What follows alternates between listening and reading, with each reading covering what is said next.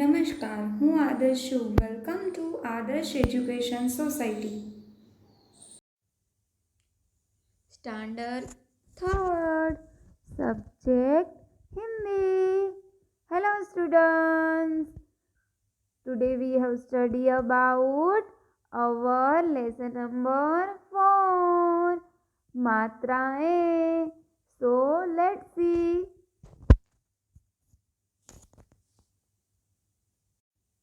बच्चों, क्या आपको पता है कि मात्राएं कैसे बनती है?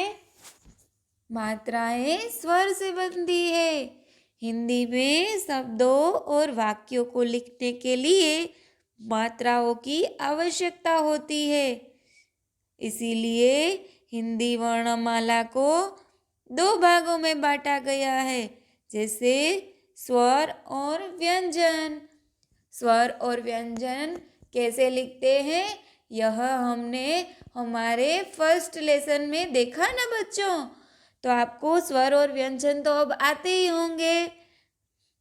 तो हमने क्या सीखा कि हिंदी में शब्दों और वाक्यों को लिखने के लिए मात्राओं की आवश्यकता होती है।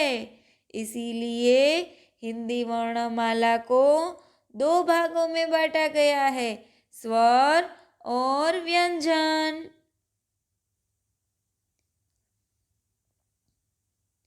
मात्राएं हमेशा स्वर की होती है, क्योंकि वे स्वतंत्र होती है। यानी कि मात्राएं जो होती है ना, वो हम स्वर की ही लगाते हैं, इसीलिए वह स्वतंत्र होती है।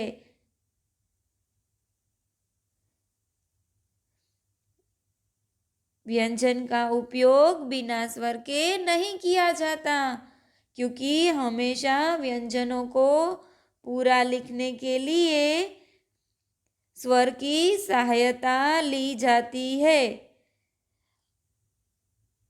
बच्चों, आपको पता है ना कि हम कोई भी शब्द और वाक्य लिखें तो उसके लिए हमें मात्राओं की आवश्यकता होती है। तो इसके लिए कि व्यंजन और शब्द को पूरा लिखने के लिए स्वरों की सहायता ली जाती है। तो बच्चों, आइए देखते हैं कि मात्राओं को कैसे लिखा जाता है। सबसे पहले हमारा स्वर है अ। बच्चों, इसकी कोई भी मात्रा नहीं है। उसके बाद है आ। दूसरा स्वर है आ। तो आ की जो मात्रा है ना, वो हम शब्द के यानी कि अक्षर के बिल्कुल पीछे लगाते हैं। अक्षर के पीछे हम स्टैंडिंग लाइन लगाते हैं। ये हुई हमारी आ की मात्रा। अब हम हमारा तीसरा स्वर ई, जिसकी मात्रा है यह, इसको हम अक्षर के तुरंत आगे लगाते हैं। बच्चों, उसके बाद हमारा चौथा स्वर पता है ना आपको क्या है? बड़ा ई। इसकी मात्रा हम अक्षर के तुरंत पीछे लगाते हैं। उसके बाद है ऊ। इसकी मात्रा कैसे लगाते हैं? तो यह अक्षर के बिल्कुल नीचे, ऊपर से लेके नीचे की तरफ।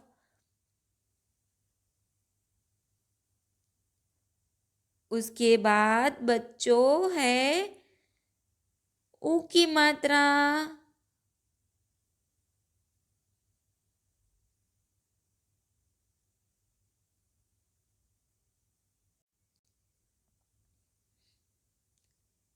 इसको हम अक्षर के तुरंत नीचे ही लगाते हैं, ऊपर से नीचे की तरफ।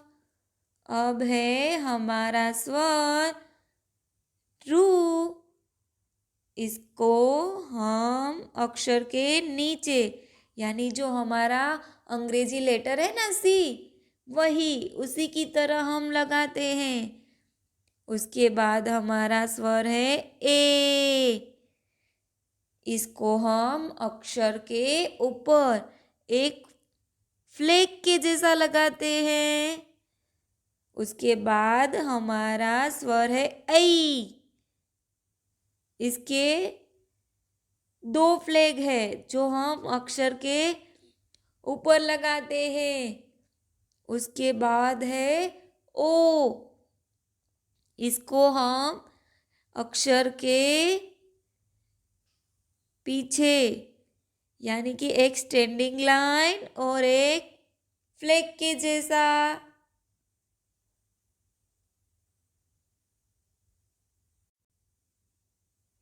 उसके बाद है औ। इसके हम एक अक्षर के पीछे स्टैंडिंग लाइन और ऊपर दो फ्लैग लगाते हैं। तो बच्चों आपने अ से औ तक स्वर देखे और उसकी मात्राएं भी देखी ना बच्चों कि मात्राओं का चिह्न कैसा होता है। तो आइए बच्चों हम देखते हैं कि मात्राओं का उपयोग अक्षरों में कैसे होता है।